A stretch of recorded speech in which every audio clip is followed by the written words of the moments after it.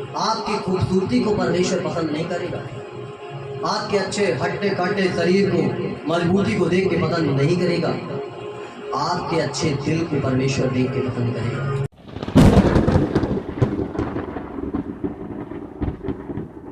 आपकी खूबसूरती को परमेश्वर पसंद नहीं करेगा। आपके अच्छे हट्टे कट्टे शरीर को, मजबूती को देख के पसंद नहीं करेगा। आपके अच्छे दिल को परमेश्वर देख के पसंद करेगा। परमेश्वर क्या चाहता आपसे? आपका सोना चांदी दौलत संपत्ति प्रॉपर्टी क्या चाहता है?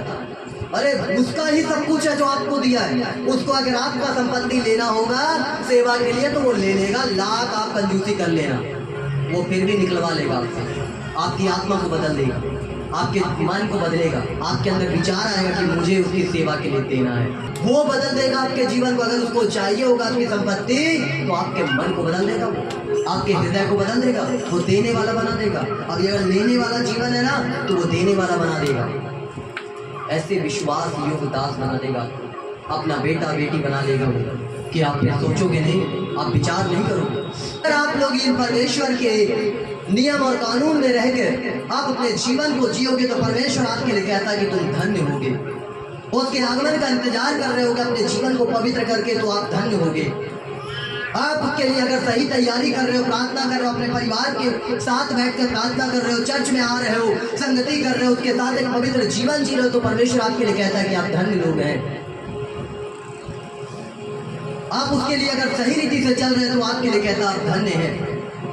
आप अपने हर परमेश्वर से जुड़ी सारी बातों के लिए वफादार है तो परमेश्वर आपसे कह रहा धन्य है। एक जगह लिखा ना, तो थोड़े में विश्वास योग रहा मैं तुझे बड़ी संपत्तियों का अधिकारी ठहराऊंगा।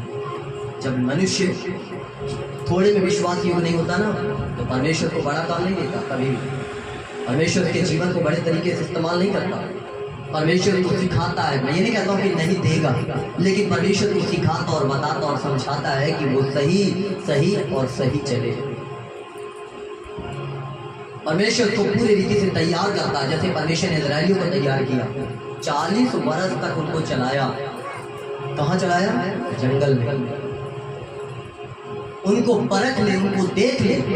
जब कनान देश में पहुंचाने के लिए, एक सांसारिक देश में पहुंचाने के लिए परमेश्वर अपने लोगों को, इजराइलियों को, जिनको उसने कहा कि ये मेरी निज प्रजा है, ये मेरे लोग हैं, जब उनको परमेश्वर परख सकता है तो हम तो अन्य जातियों में से हैं।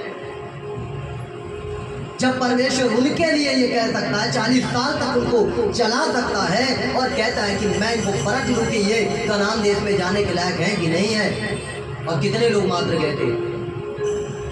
सिर्फ 2। और परमेश्वर स्वर्ग ले जाने के लिए हमको क्या परखेगा नहीं? हमको क्या देखेगा नहीं?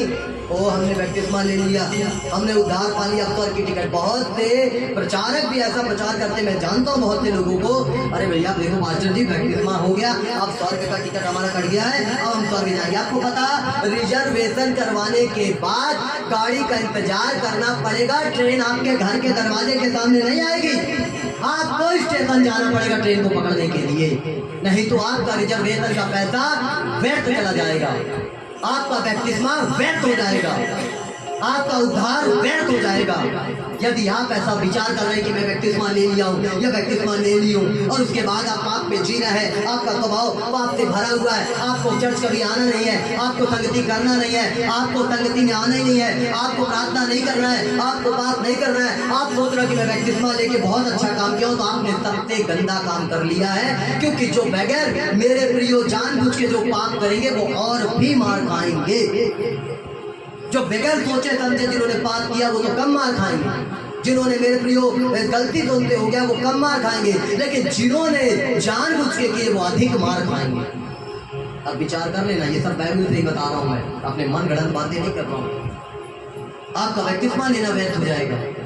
बहुत से लोग भी बोलते हैं, प्रचारक भी बोलते हैं, अरे ले ले, अरे भैया उधार हो गया, टिकट कट गई हो। No no no no no, ऐसी बातें नहीं, ऐसा नहीं है जैसा लोग सोच रहे हैं या प्रचार कर रहे हैं।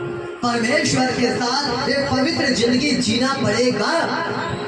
स्वर्ग जाने के लिए एक अच्छी लाइफ जीनी पड़ेगी। उस खुदा के साथ उसके आशीषों को, उस मुकुट को पाने के लिए एक बेहतर जिंदगी जीना पड़ेगा आपको। तब जाकर आपको स्वर्ग मिलेगा। इसलिए मेरे प्रियो विचार करो, हम अच्छे विश्वास योग हैं कि नहीं है। अगर नहीं है तो चलना है यहाँ से।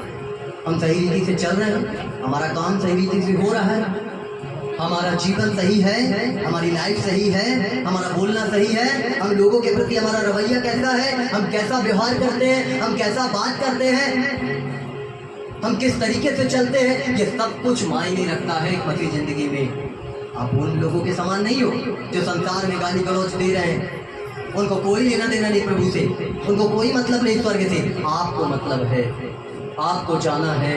इसलिए आपको अपना जिंदगी अच्छा बनाना पड़ेगा, आपको अपना लाइफ अच्छा करना पड़ेगा, तब जाके परमेश्वर आपको लेके जाएगा। नहीं तो ट्रेन आपके दरवाजे पे नहीं आने वाली, तो निकल जाएगी वहीं से, आपका किराया भी व्यर्थ हो जाएगा।